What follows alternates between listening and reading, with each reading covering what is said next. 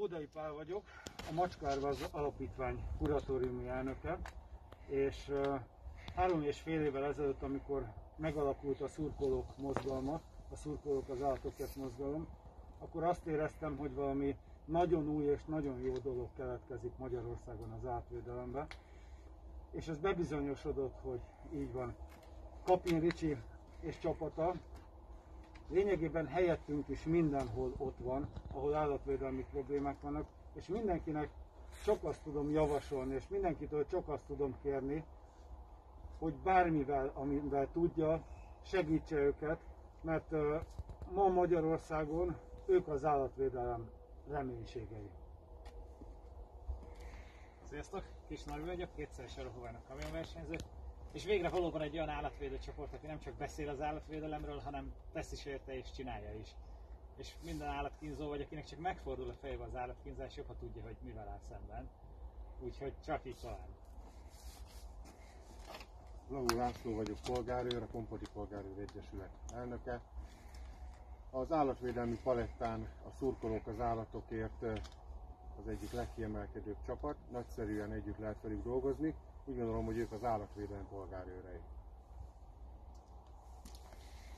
Szolnoki Péter vagyok, Kápolna alpolgármestere.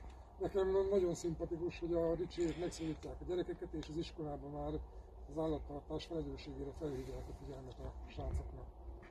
Hajrá!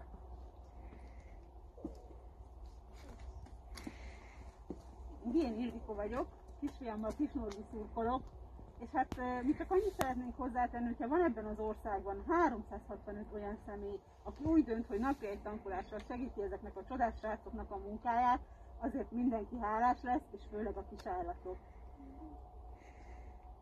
Köszönöm a munkátokat, hogy figyeltek a bántalmazó állatokra.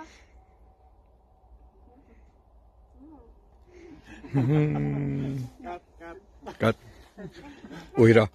Újra.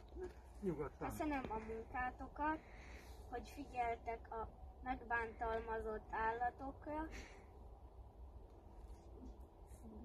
és gondoskodtok arról, hogy minden árva macska szerető otthont találjon. Kővári Barna vagyok, autós műsorvezető, egykori rallibajnok, trabantológus.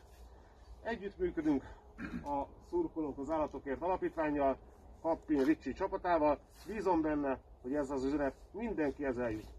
Gyerünk előre, hajtsatok, hajtsatok! Sziasztok!